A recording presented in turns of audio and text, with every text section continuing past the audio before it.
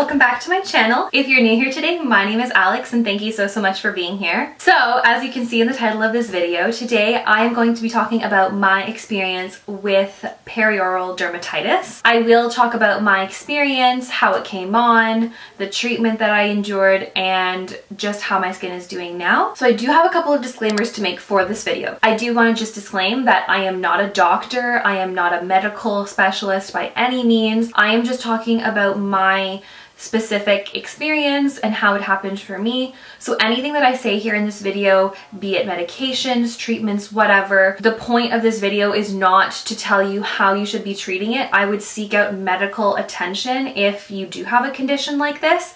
This is just what happened to me and with my experience about like how everything happened. And disclaimer number 2, more importantly, I just wanted to disclaim that I'm not trying to make anyone feel bad for me or boo-hoo, feel sorry for me, my skin condition. I'm making this video more so as an informative tool for those who might be seeking out other people's experiences or they're just looking for any type of like support. That's what I actually did in this situation. I don't want anyone to like think that I'm doing this as an attention stunt. I'm doing this more just as like a helpful aid. Remember to like, comment, and subscribe down below for future videos, and never forget to follow me on my socials, which will be linked down below for any future content on a day-to-day basis in my life that you might not see here on camera. And without further ado, let's just get straight into the video. So just to give a little bit of context for anyone who's new here, who's just watching this video for the sake of the actual skin condition, if you look it up, perioral dermatitis is essentially tiny little bumps. I think they're called pustules. I could be wrong. If I'm wrong, I'll put it up on the screen. But essentially it is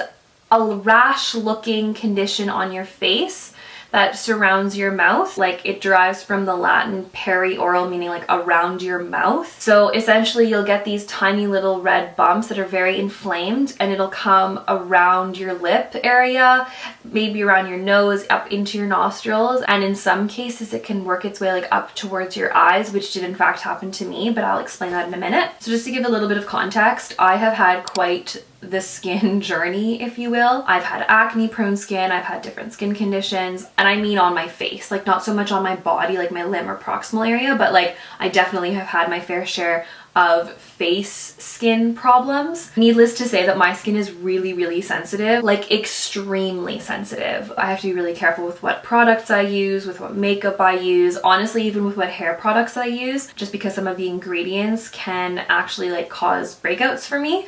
Whereas like some people who are fortunate enough, maybe, they can rub dirt on their face and they'll never see a pimple in their life. Not quite the case for me. So it's kind of hard because this condition kind of like started last year, but it wasn't really diagnosed. I am prone to having some eczema under my eyes. Now, eczema is a whole other condition. It's like dryness and whatever. If you have questions about eczema, I would probably just Google that. But I was diagnosed with some very mild eczema underneath my eye area. At the time, this was probably like 4 or 5 years ago. I developed this condition just because of my sensitive skin, but also due to the fact that I was using makeup wipes and it was tugging at my skin and it was causing a lot of irritation under my eye area, which is why now when I take off my makeup, I use a makeup balm, like a melt-away balm cleanser. So it just melts everything off and then I wipe it off and I wash my face. So for years, because of my eczema, whenever I have a little bit of dryness under my eye, I have this cream called a hydrocortisol cream. Now, hydrocortisols are essentially steroid creams for your face, and like any doctor will tell you, they will say to use them very sparingly because they can have long lasting effects on your skin. Your skin can become very reliant on these kinds of creams. You can get them over the counter, but I got a little bit of a stronger one for my eczema under my eyes. And what happened was that last year during the pandemic, it was really hard to get doctor's appointments. Now, I had this little rash starting around my nose. I will insert a picture here. It wasn't so severe, but I definitely didn't think it was acne. I actually for a while thought it might have been like a cold sore, but also it wasn't really contagious, like it wasn't spreading like a cold sore. It didn't feel like a cold sore. It was just mostly like kind of itchy and like it burned, but it wasn't tingly.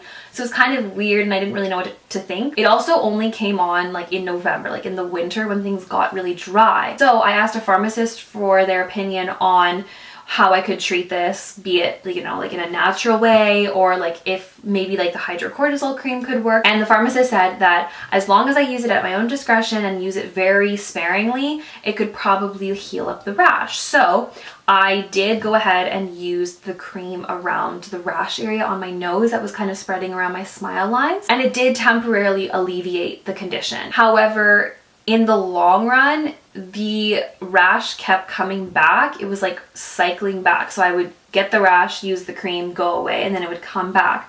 And not only was it coming back, but it was kind of like spreading on different areas around my mouth. So it was like, is this really helping? But I also thought like doctor's appointments and like seeing a dermatologist, it was kind of like very slim to none. And my dermatologist at the time was actually on leave, and then she switched to another clinic and I couldn't get an appointment. Anyways, there was all these complications. But all to say that I roughed it out for the winter and it was fine. And then summer came and my skin went back to normal. So summer went by, everything was fine.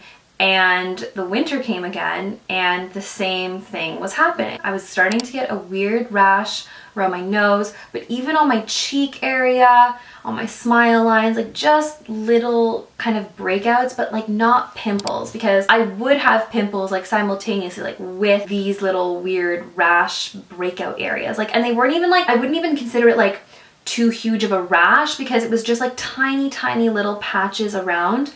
But I didn't think too much of it because again, I was like, oh, I'll just treat it with the hydrocortisone and it'll go away. But again, the same thing happened and I would treat it, it would come back, I would treat it, it would come back.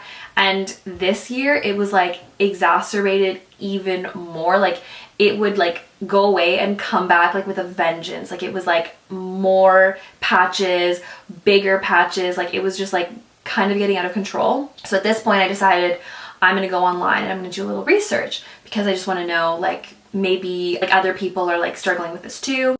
Hey guys, sorry, super random. I'm just editing here and I'm actually remembering that last year when this all started happening, I actually did seek out medical attention. I went to my doctor and I had a virtual appointment with her over like Zoom and she thought it was just like a maskne issue. So yeah, but back to the story. And a lot of people went online and were talking about like, you know, like maskne and like how you might have some like irritation from wearing a mask because of the pandemic. So I actually ended up going to my doctor because I thought maybe they'll prescribe me some type of like topical or maybe a medication. Maybe there's like a way around this. And I saw my GP in person for the first time in 2 years, which was nice because I haven't seen her. Like I'd had virtual appointments, and she originally said something along the lines of it could be like some type of irritation from having a mask on constantly and all of that kind of stuff that I'd read online. So she actually gave me a cream that was originally prescribed for acne. She said you don't have to use it. If you try using it and it irritates your skin, just come off of it. But in the meantime, she referred me to a dermatologist, which would take some weeks to see because again, like they're in very high demand. So I'm gonna be honest, I did not use that cream for the acne because my skin was already like very hot and bothered. And I just thought like, I don't think that this is acne, and respectfully, like I don't know anything like a doctor would, but I just didn't think that would treat it well enough. So I made a conscious decision and decided to come off of the hydrocortisone cream. And let me tell you, it was not pretty. My skin freaked out. It was like angry, aggressive, rash, inflamed. Like it was like probably the quickest reaction I've ever had on my face. Like literally the days after I stopped on this cream, my face flipped out. It was red, it was inflamed.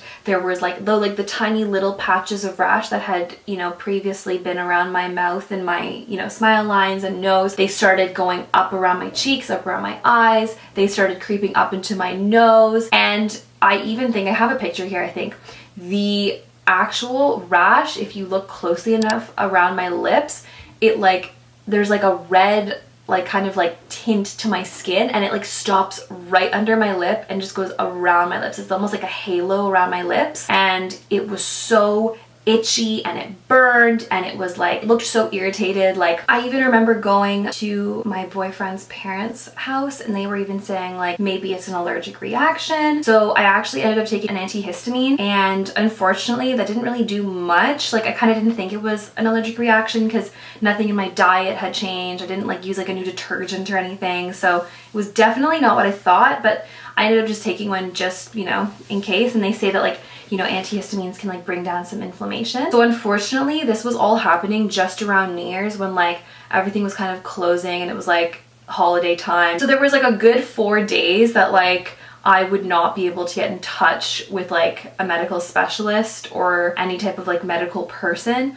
So in those 4 days, my skin just got really, really bad. And I think I was doing okay up until like I started like Googling things, and it just made me really upset. And I started like, you know, getting very emotional about things. And you do really feel like alienated. And like I told my parents, like, I'm like, I don't even want to walk the dog, like I don't want to go outside, I don't want to like FaceTime or see anybody. Like it was just like very like crumbles you. It just like makes you feel really terrible about yourself, and like you just like lose so much confidence. And it just took me back to when I had terrible acne. If it's any consolation and you're suffering with any type of skin condition like acne or this dermatitis or anything like that, especially when it's like on your face, like know that it's not you and it's not defining you.